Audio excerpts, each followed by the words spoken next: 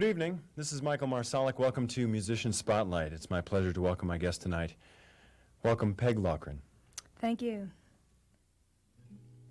You asked me to dance. You took me by the hand. You held me in your arms. The music lent you a charm. You moved sure and slow. How could I know it was just a dance? You said I made you laugh.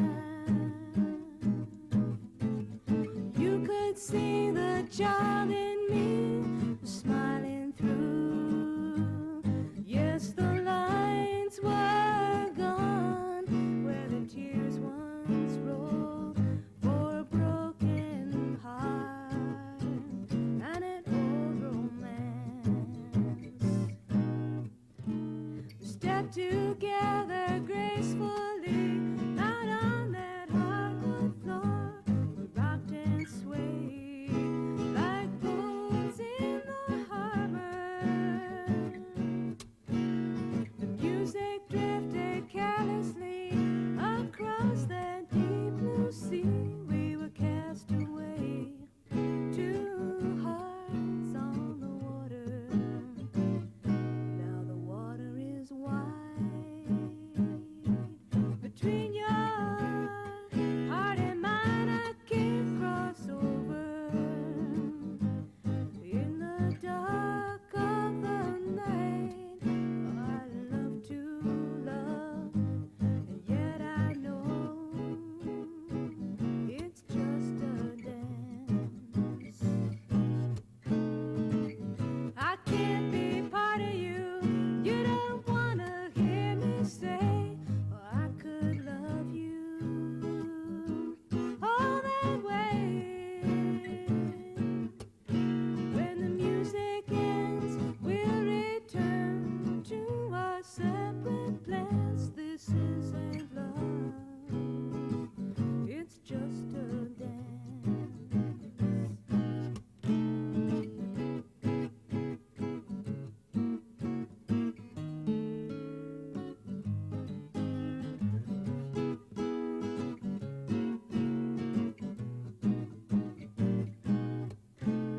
Step together gracefully out on that hardwood floor. We rocked and swayed like boats in the harbor. The music drifted carelessly across that deep blue sea. We were cast away, two hearts on the water. We're cast away, two hearts on the water. We're cast away, two hearts on the water.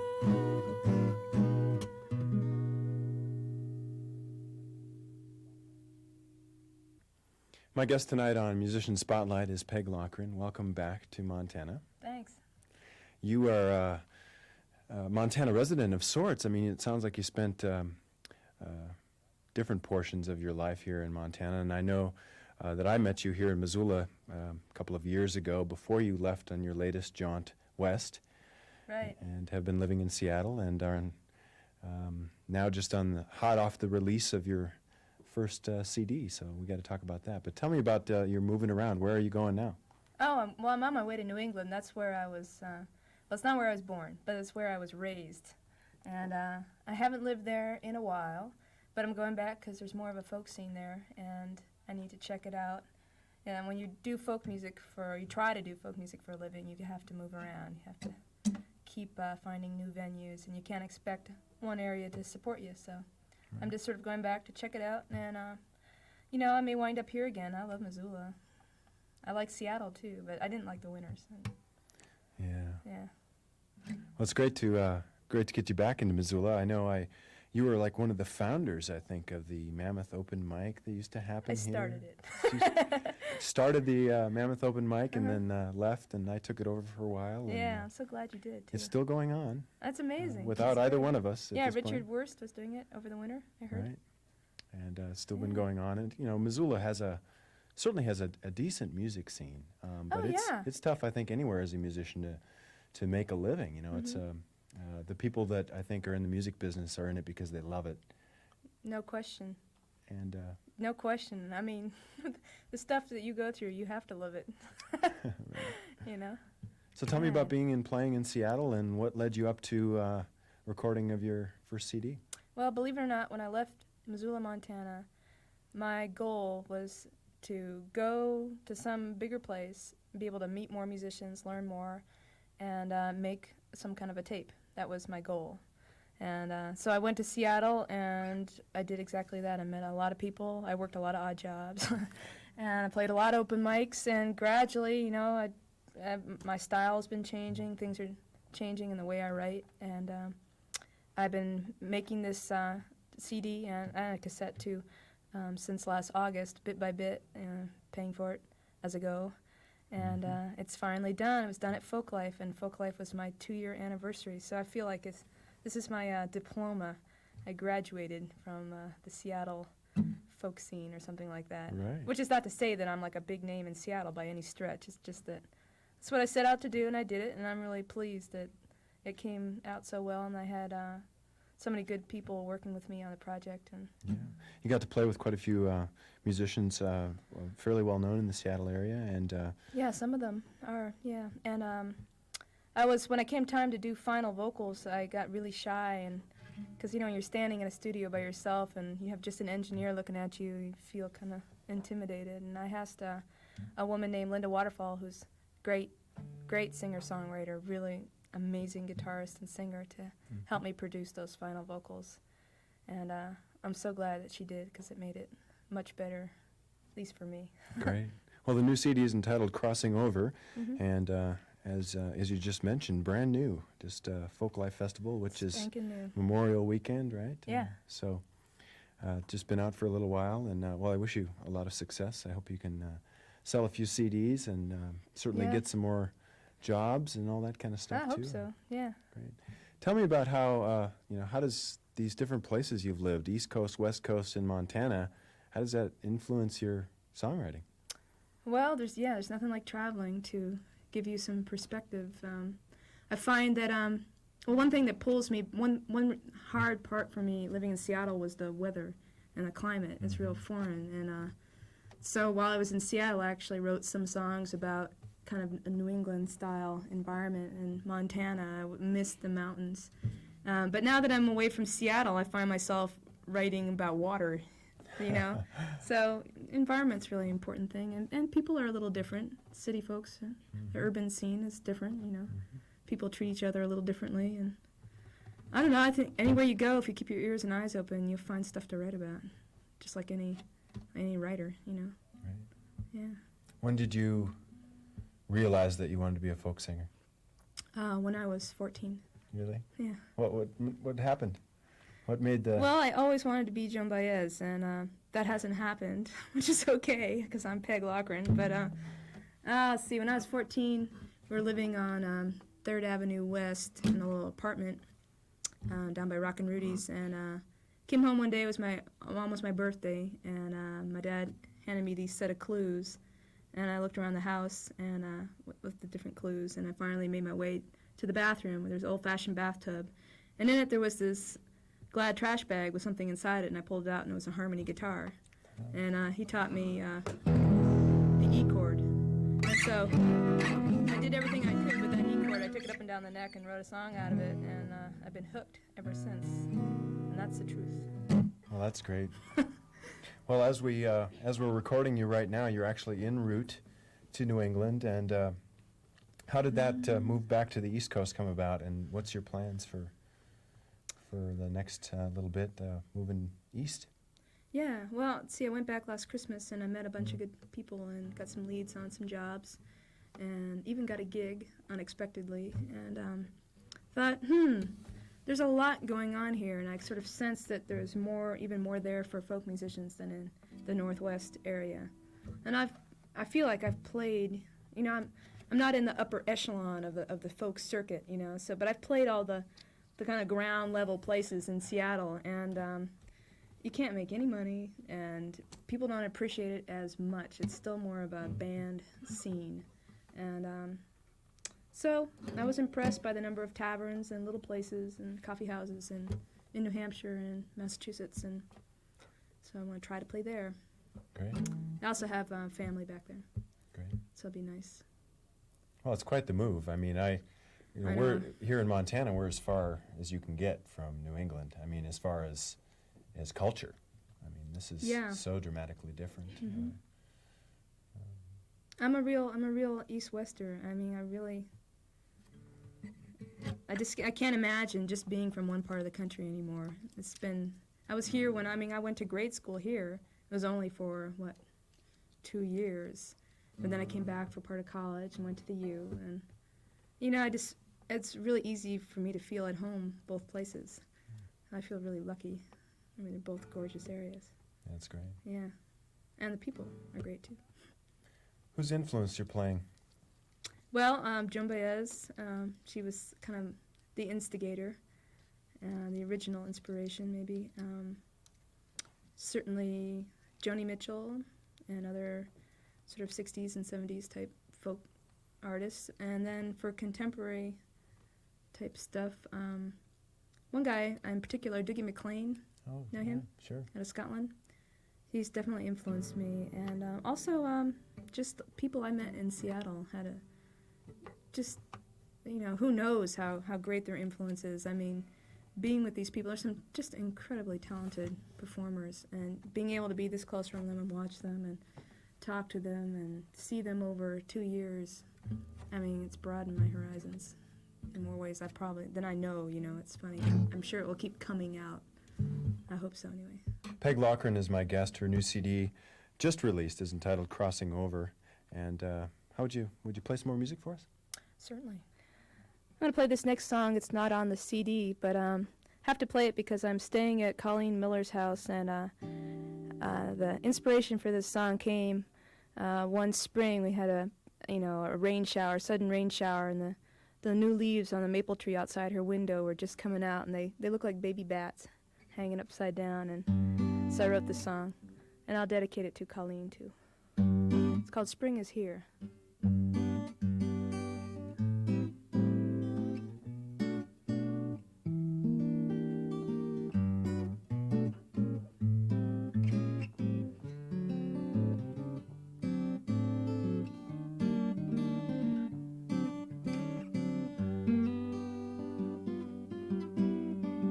Well, spring is here, the new leaves hang just like bats in the trees. Cold rain is coming down on me, and I love this season, yeah. Winter's just a dream, and my sweet man, he says he loves me. Oh yeah, he finally came right out and he told me. Now I don't have to stay up late just to wish upon a star. I don't have to wonder what you are, 'cause there's a big old moon up in that sky. It's full and china white. It's just you and me, nobody else tonight. It's just you and me, nobody else in sight.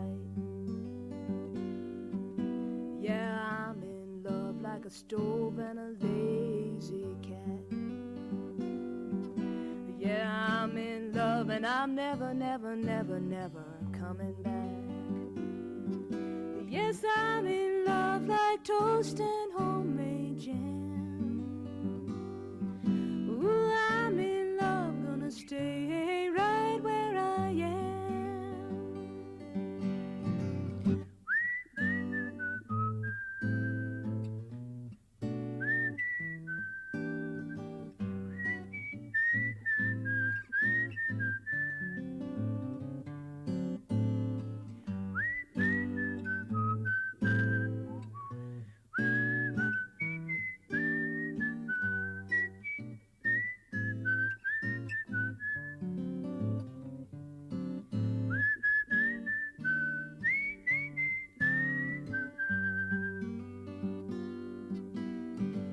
Well, spring is here, the new leaves hang just like bats in the trees. A cold rain is coming down on me,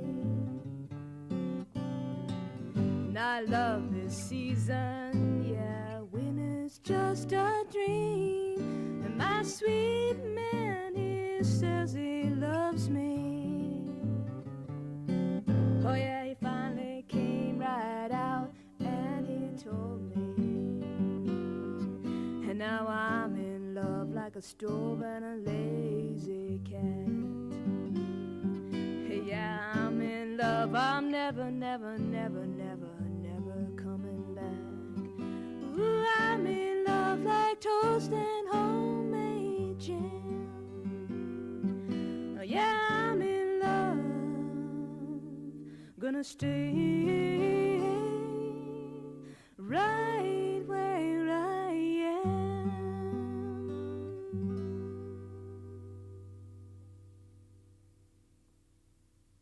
Before I moved up to Missoula, I was living in Florence, and I was sitting there on the winter solstice in 1989, I think. Correct me if I'm wrong. When was the Panama invasion? 89, yeah. So, and we had just gone in, and there was one soldier from Montana. His name was Vance Troy Coates, and he was killed. And his name made the newspapers. It was in the Great Falls Tribune and in the Missoulian, and I wasn't too happy about the whole situation. And it was almost Christmas time, and I just thought of I don't know, I guess I empathized with the mother, and I was wondering what she was thinking when she was getting up, you know, with maybe insomnia, 1 a.m., looking around at Christmas decorations and wondering what her son really died for. And I call this My Son.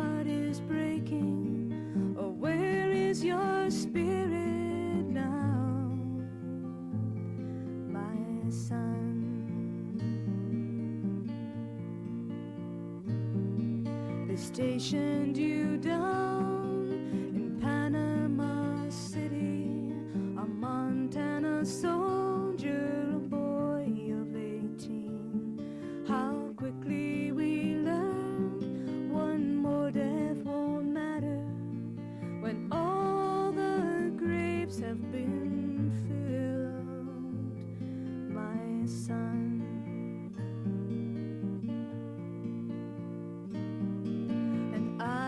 You died for what you believed in. I wish that I believed too.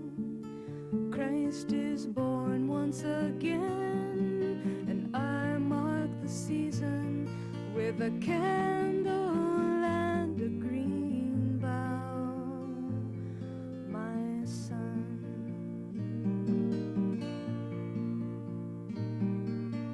Bells of freedom ringing in nations, in Warsaw, Berlin, in Prague and Budapest.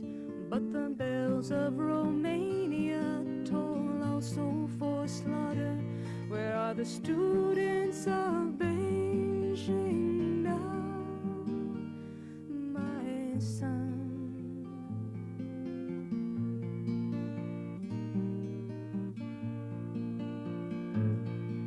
We blaze through the town in imperial fire, wearing a self-righteous crown.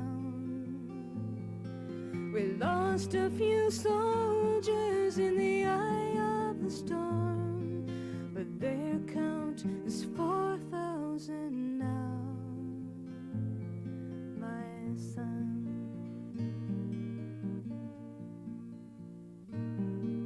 The clean snow falls softly, softly on mountains. I light a candle on this longest of nights. The tinsel gleams brightly while my heart is breaking. Oh, where is your spirit now, my son? I wish you were here with me now, my son.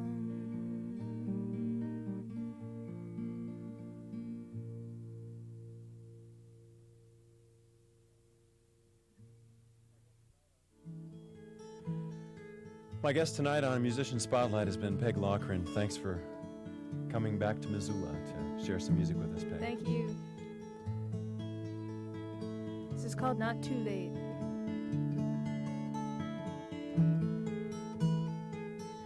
If unkissed we die today, 1,000 miles apart we stay. Not so bitter a strong love tasted, not so foolish to have waited.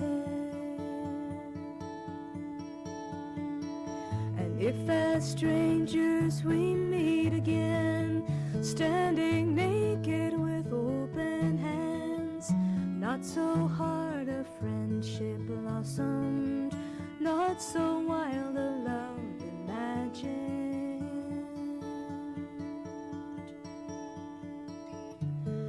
Not too late, not too soon, to watch the rising of the moon.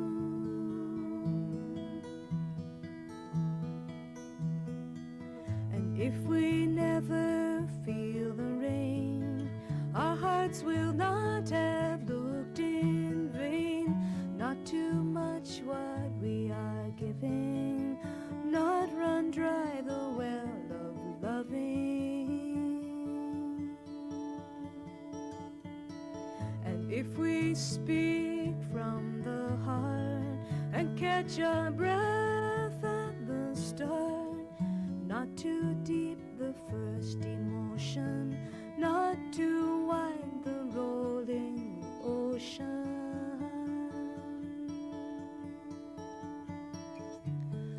Not too late, not too soon, to watch the rising of the moon.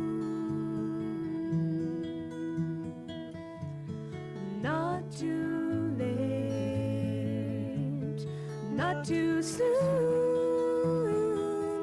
to watch the rising of the moon.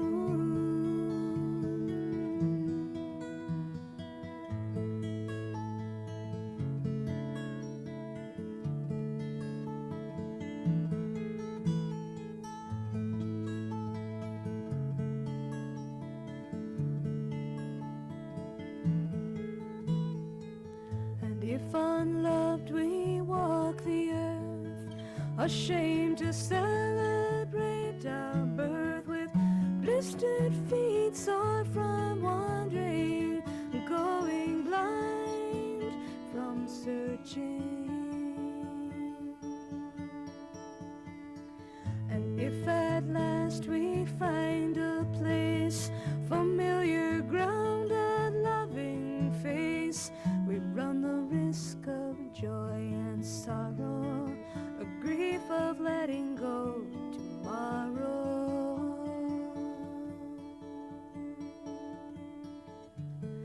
Not too late, not too soon, to watch the rising of the moon.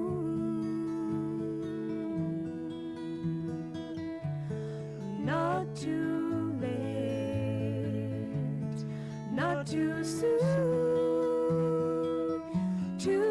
watch the rising of the moon.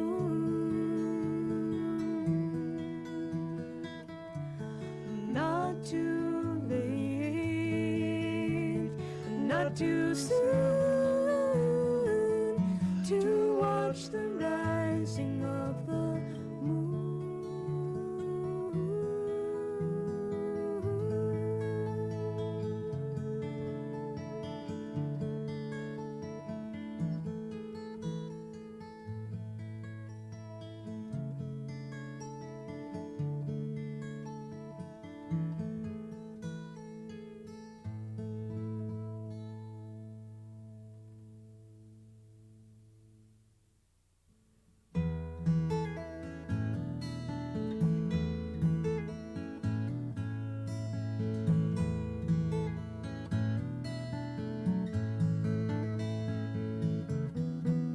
My body's the boat, and drifting downstream, it takes all my strength to keep it between the banks and the snags, the rocks unforeseen, in the center where it's quiet and the water runs deep.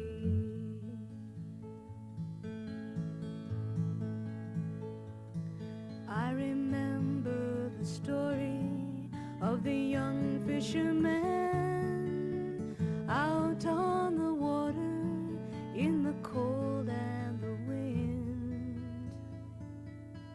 He capsized, he realized he would soon drown, and the current carried his cries down through the town. The river won't stop after you've gone, no, it just moves on.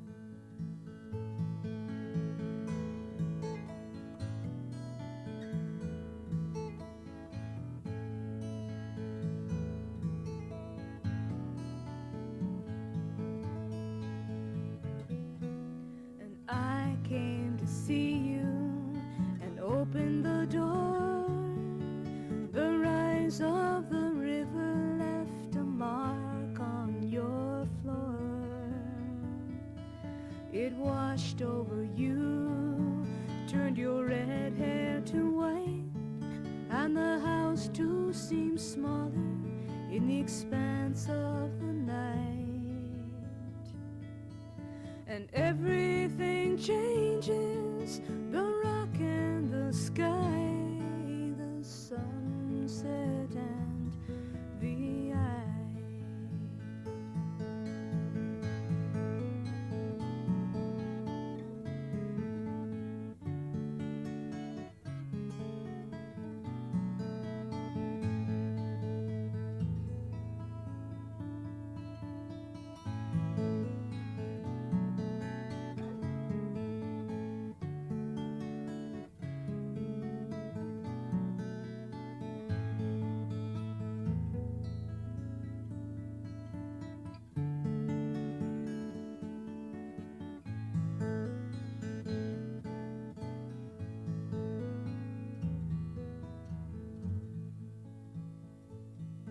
I know that our lives will dump into the sea, and one by one we all shall leave.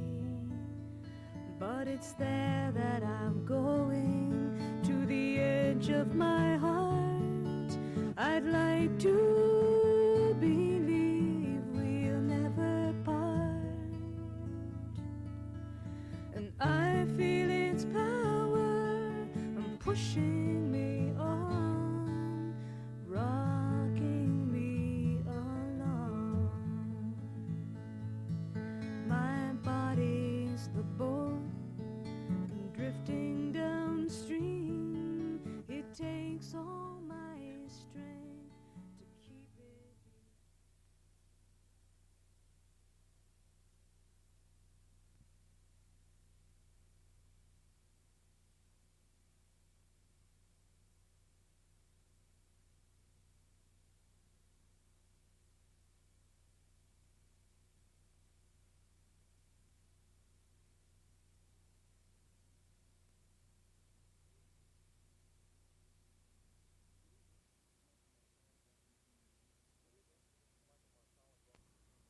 Good evening. This is Michael Marsolek. Welcome to Musician Spotlight. Tonight in the program, it's my great pleasure to welcome the jazz piano of Bob Nell.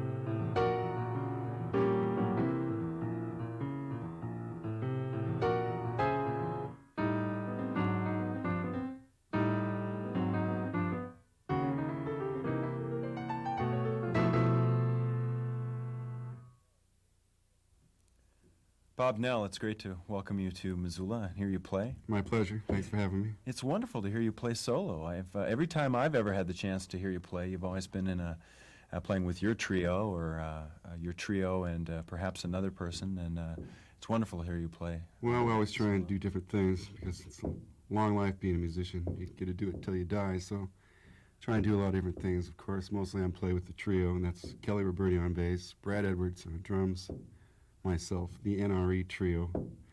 And we do a lot of playing around the country, playing with other artists, but trying more and more to play our own music since we put out a CD last year and got a little press from it. Right.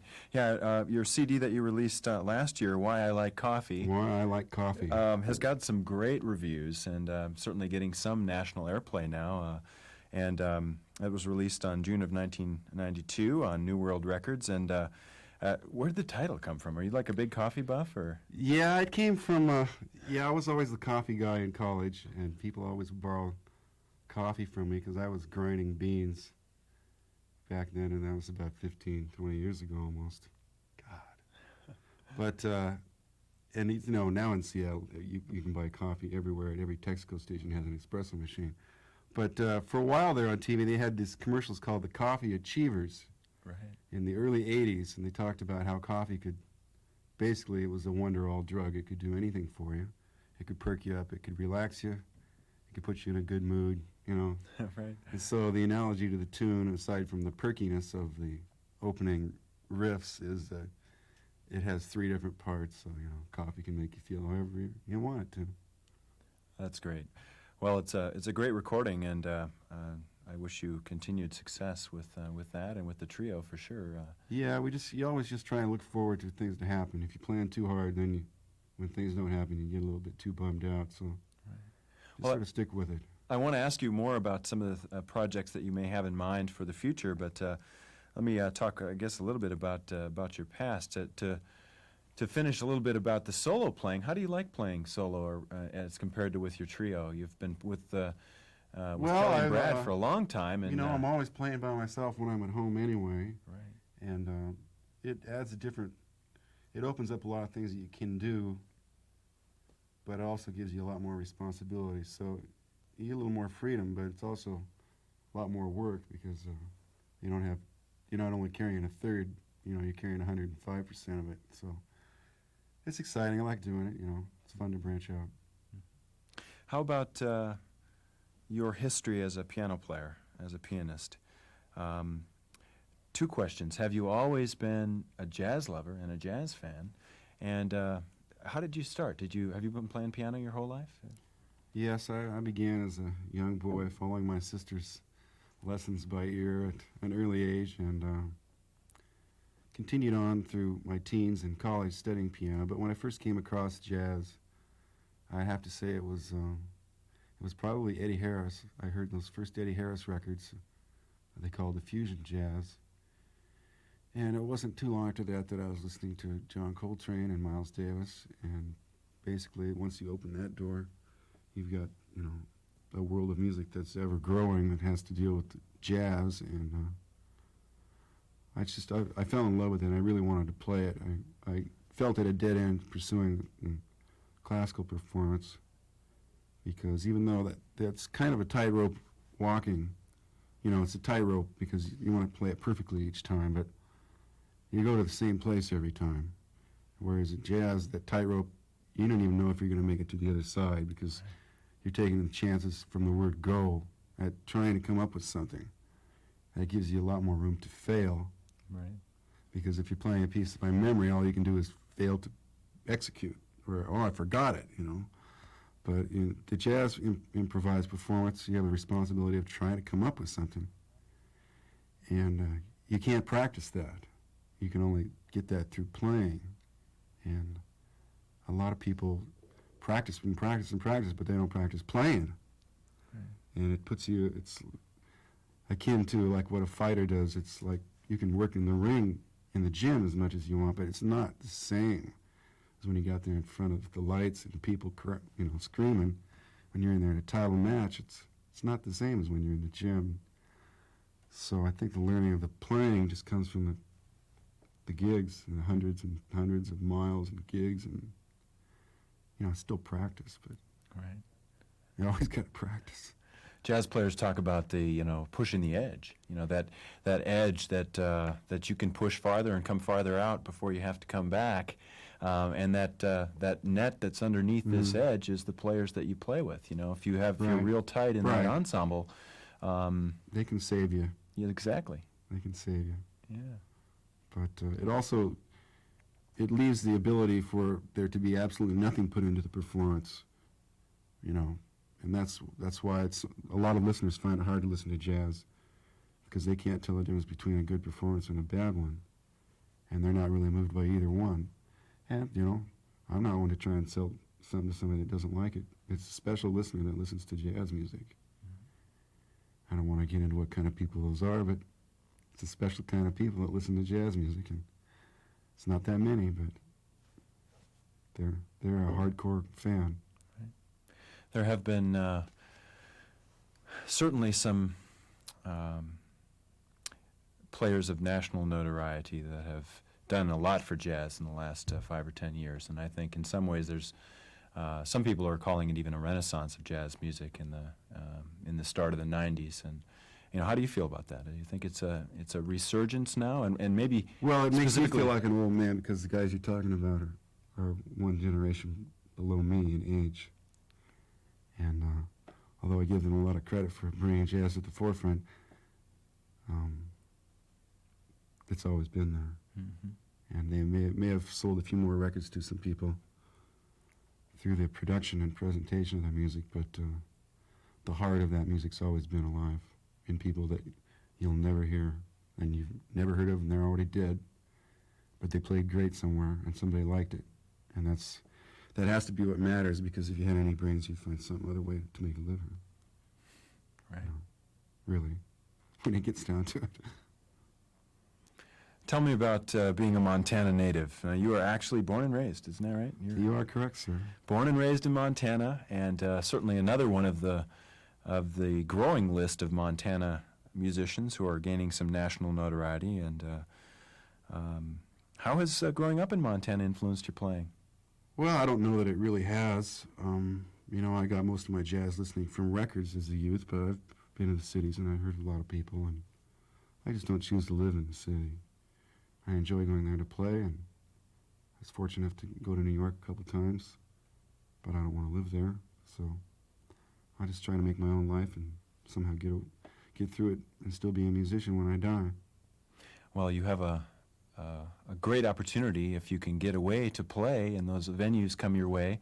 And I understand that they do. Your opportunities to play around the country and in different venues and Yes, different I will be groups and- appearing out at the Bumbershoot Festival in Seattle this summer, which is Oh, great. a very prestigious arts festival. Looking forward to that. A few things on the West Coast, and miscellaneous other things, which you hate to mention because when they don't happen, it's Right. disappointing.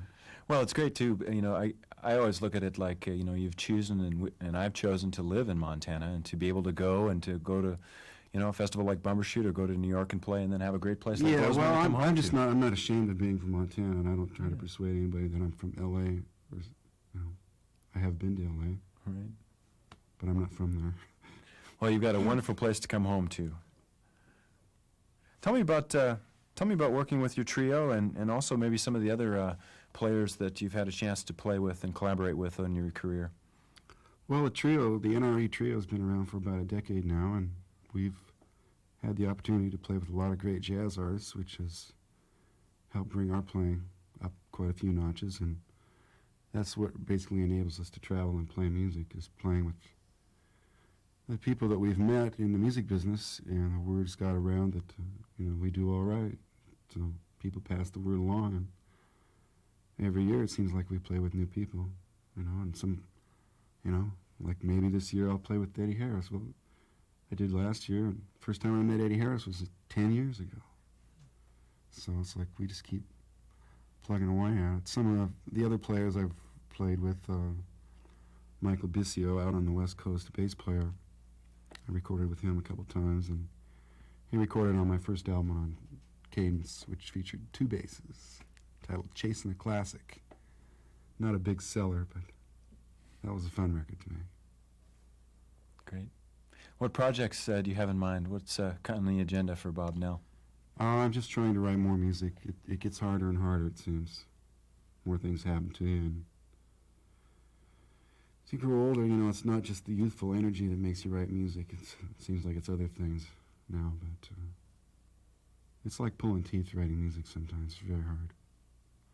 But it's good when you get to play for people, so that's what it's worth. How do you write? You hole up with a cup of coffee in your house in Bozeman and go for it, or?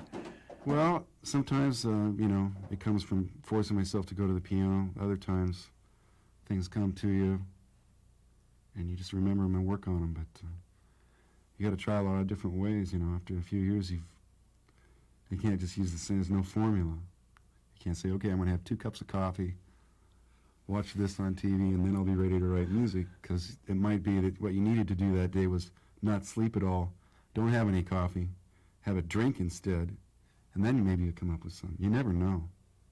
It's hard to plan. Well, I hope we can get you back around Montana real soon for an opportunity of a live performance as well. I hope that can come together. We'd love to get you over here to Missoula Love to do it. to play and maybe get the trio along. And I hope that that can happen. I wish you the best of luck with your continuing recordings. And Thanks for having me. It's been a pleasure. would you play some more music for us? I think I could do that. Great.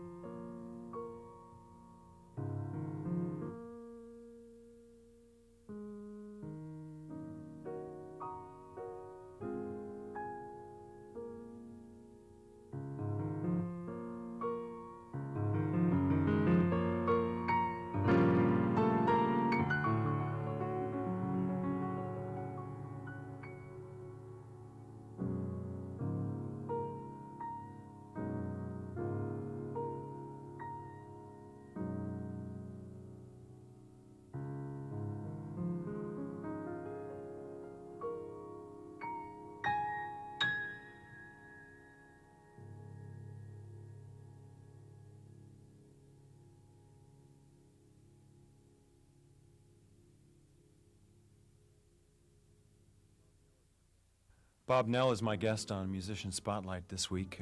It's wonderful to hear you play, Bob. Thank you. Tell me about the couple pieces that we just heard. The first one of those last two was an original of mine I wrote last year.